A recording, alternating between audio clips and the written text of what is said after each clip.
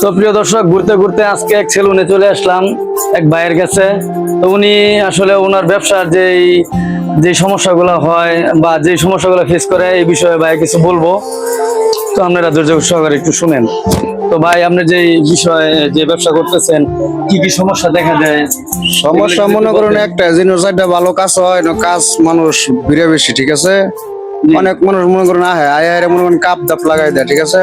আমরা মনে করেন আস্তে ধীরে কাম না করলে মনে করেন দুইটা পয়সা বেশি পাওয়া যায়।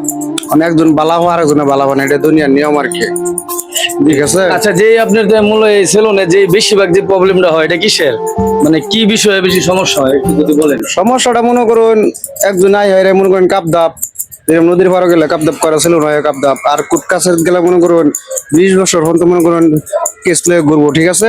ওটা সমাধান নাই। আর এটা মনে করেন আইলে কাপ দাপ লাগাই দেহারা।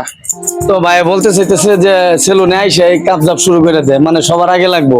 তো ভাই আসলে যারা এই ভিডিওটা দেখতেছেন, তো সেলুনে গেলে ভাই এরকম করবেন না, কারণ সবার জায়গা থেকে সবারই সমস্যা। কারণ উনি তো কাজ করতেছে, উনার তো কম্পিউটারে কাজ করে না, হাত দিয়ে কাজ করে। তো উনি একজনের কাজ রাইখে আরেকজনের দেওয়া তো সম্ভব হয় না। আর যে আসে প্রথমে, সে তো তার সম্মান করা লাগে, যেহেতু সে কাস্টমার। কারণ একজনের রেখে একজনের দিয়ে দিলে তো সে বেজ্জতি হয়। তো এই বিষয়টা ভাই খেয়াল রাখবেন, যারা এই ভিডিওটা দেখবেন, যারা সেলুনে যাবেন, তারা এই বিষয়টা খুব লক্ষ্য করবেন যে আরেকজনের উপরে যে কষ্ট না করা হয়। কি ভাই, আপনি কি করেন? ঠিক আছে, ধন্যবাদ।